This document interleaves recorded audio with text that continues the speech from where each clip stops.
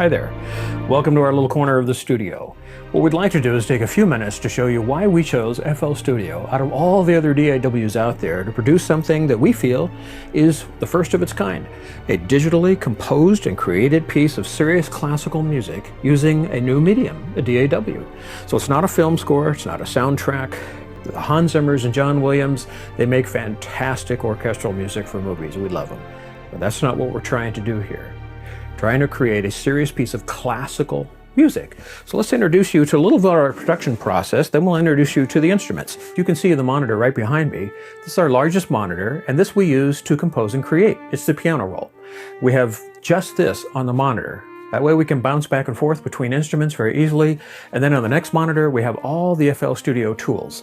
That way we can go at will between the monitors without opening and closing windows. And then on our last monitor over here, this is a separate system that we use for file processes, redundancy with our two computers so we don't lose anything.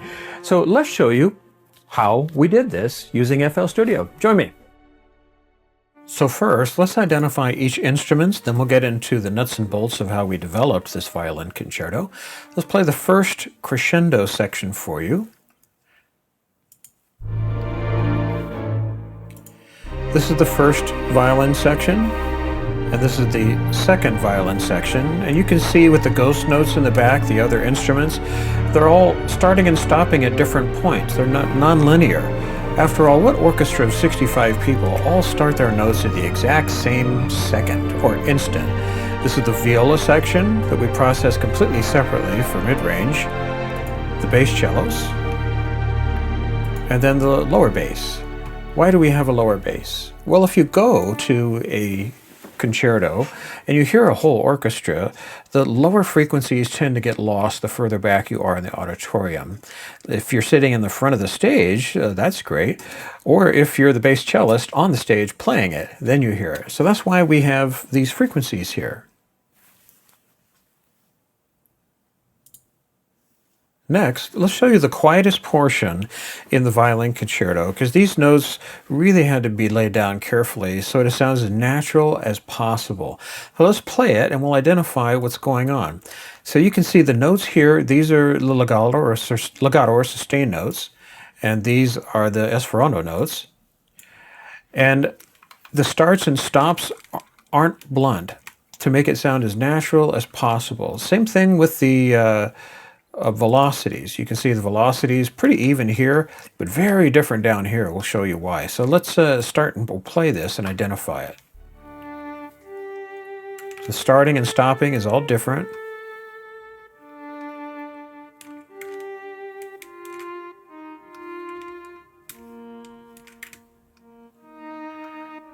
So a lot of velocity here. High velocity there. And so why do we do that? Well, we want a lot of velocity here. We really want to hear that vibrato. Same thing with here. But if you look at the volumes, the volume is very high on these notes, but we don't want a lot of vibrato. But we want it quiet and a lot of vibrato here, and noisy and a lot of vibrato here. And if you notice here, this last note,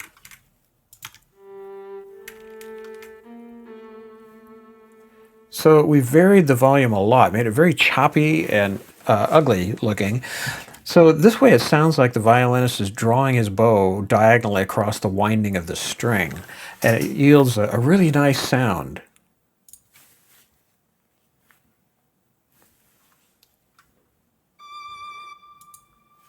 So in this section, we have all three expressions. We have the legato here, we have the esperanto here, and then we have the staccato here. So we want the notes softer on the arpeggios going down, but in this section we have all three going on simultaneously. Let's play this.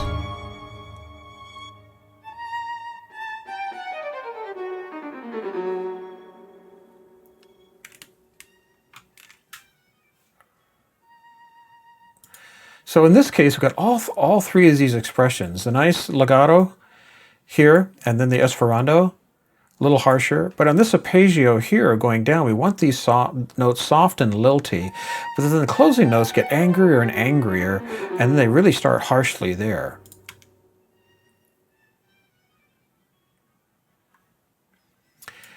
FL Studio really allows us to do this in the most expressive possible way so that we can combine velocity, volume, and expression using separate MIDI channels and have them all on the same timeline so that we can really go about creating, and then do multiple instruments using ghost editing as well.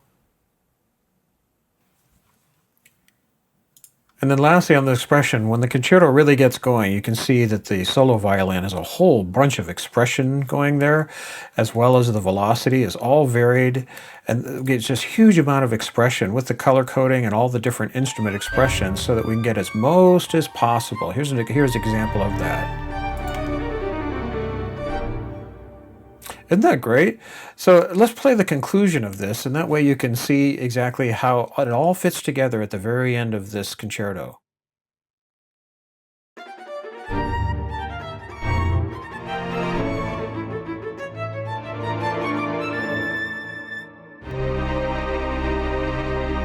Main section, violins. Second section, violins. Viola helping to carry the mid-range notes. Bass cello, sub bass.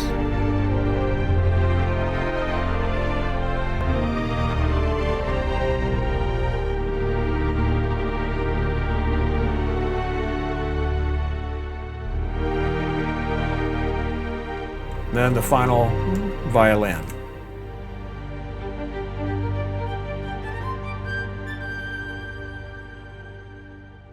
We'd also like to show you how beneficial ghost editing is when working with multiple instruments simultaneously on the timeline. So this is the first section of the orchestra, and you can see the ghost notes here are the second section of the orchestra. So we're planning on dissonance here. So for example, right here, we have an F sharp, but in the second section of the orchestra, we have a G.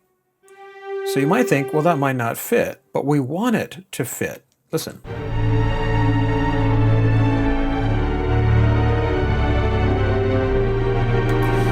So we want this dissonance here, and having ghost editing is perfect for us to be able to see the main orchestra, and then the secondary part of the orchestra all at the same time, the first section and the second section. And this way, when we worked in this particular composition with pivots, sometimes we had the treble strings leading out ahead of a note slightly, ahead of the bass strings, and then later on we did it in reverse. And this way it allowed us to do both at the same time while editing. So if I play here using the playback wheel, you can hear that dissonance. And ghost editing is just perfect for this. Otherwise, we'd be ping-ponging back and forth between instruments and making a whole lot of guesses. And this way we can do it on the fly. And while we're in this instrument, we can be adjusting the second instrument and vice versa. Isn't that fantastic? So we don't like this note here, we can put it wherever we want. And then this note, right there, maybe we want it there, and we can experiment with it on the fly. So we hope this little walkthrough has given you a pretty good idea of why we chose FL Studio over the other DAWs. The playlist functionality allows us to post-process music separately from other movements of this concerto. The ghost editing, the piano roll, and the endless possibilities of automation for mixing and such and effects makes this hands down the best choice for us. So if you haven't gone out and gotten the app, get it. You'll be glad you did. It's a perfect choice for processing classical music and all the other music that we do here too. It's not just classical. We process modern music, acoustic music, and many other genres. So have fun using FL Studio. We are.